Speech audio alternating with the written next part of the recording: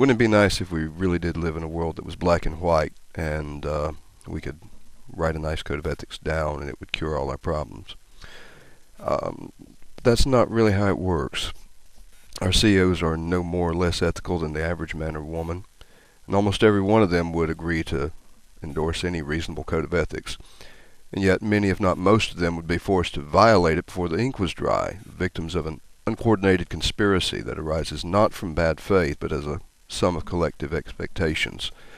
Former Citigroup CEO Chuck Prince has been much derided for his "you've got to get up and dance" comment, but I find it to be one of the most honest and clearest statements of the constraints shaping the lives and the decisions of the people who shape the lives of thousands of others.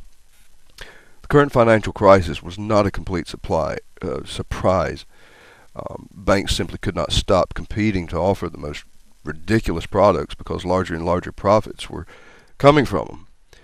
Can any CEO reasonably be expected to shut down their most profitable product line just because they're nervous? Better yet, how many shareholders would have said, "Sure, Chuck, we'll set it out this dance with you," instead of asking for his resignation? The beauty of shares is I can dump them on the open market anytime I want to, and don't have to have a long-term commitment. CEOs know that their pay must be approved by a group that can walk away anytime they care to. They're often forced to violate their better judgment on issues and keep dancing in order to maximize their chance to meet the conditions in their contract to get the biggest payoff for their salary. Better than any code of ethics, investors need to establish a truly independent body to recommend approval of executive pay packages and provide reference models which show how to balance the competing multidimensional needs of corporate stakeholders in a truly analytical way. You want stability? Favor long-term average gains over the year-to-year fluctuations. You're a tree hugger fund and you want to show a commitment to environment. Push for a model with an exponential term that decreases pay based on fines and legal costs for environmental indiscretions. And you get the idea.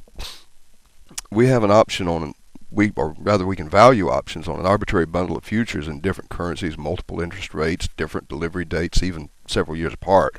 Surely we can figure out how to pay a person in such a way that they're not encouraged to take our pension fund to a crapshoot or dump poisonous wastewater into the water our kids are going to drink.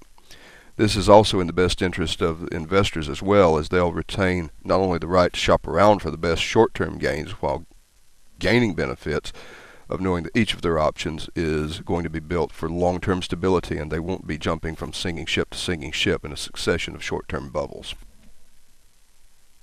World peace? Sure, I'll handle it next.